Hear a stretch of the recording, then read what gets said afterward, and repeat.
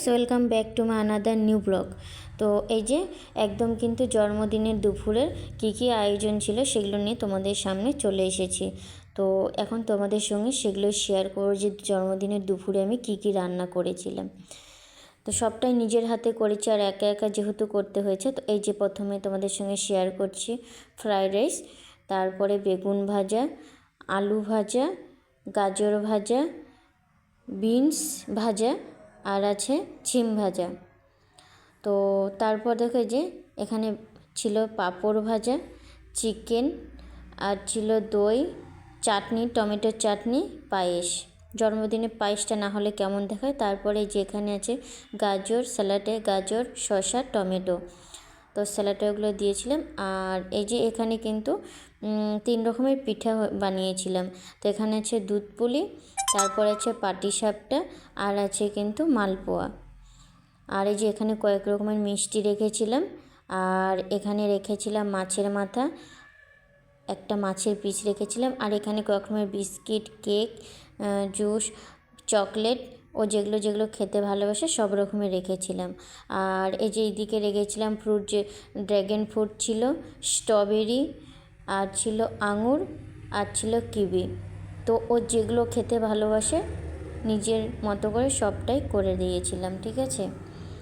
আর জন্মদিনের দুপুরে যে ড্রেসটা পরেছিল সেটা কিন্তু ওর নতুন নিয়েছিলাম, মানে জন্মদিনের দিনে গিয়ে নিয়ে এসেছি। আর একটা যেটা তোমরা কিছুক্ষণ পর আবার দেখতে পাবে রাত্রিবেলায় কেক কেটেছিল, সেইটাও কিন্তু নতুন নেওয়া, ঠিক আছে।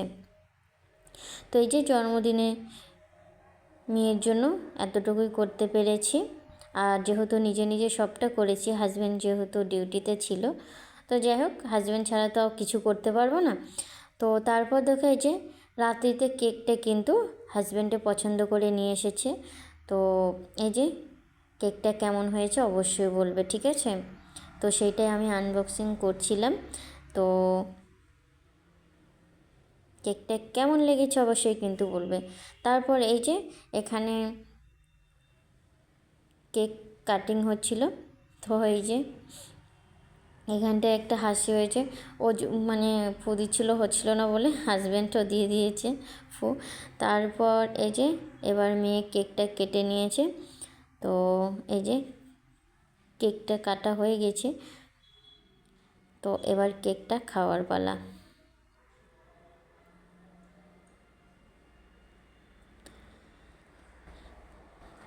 এবার কিন্তু এই যে কেকটা ওর দিদি ওকে খাইয়ে দিচ্ছে, তো ওর বাবাও খাইয়ে দেবে।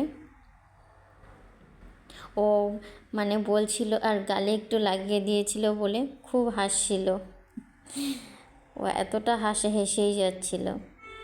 তো তোমাদের ভিডিওটা কেমন লেগেছে অবশ্যই কিন্তু কমেন্ট করে বলে যাবে।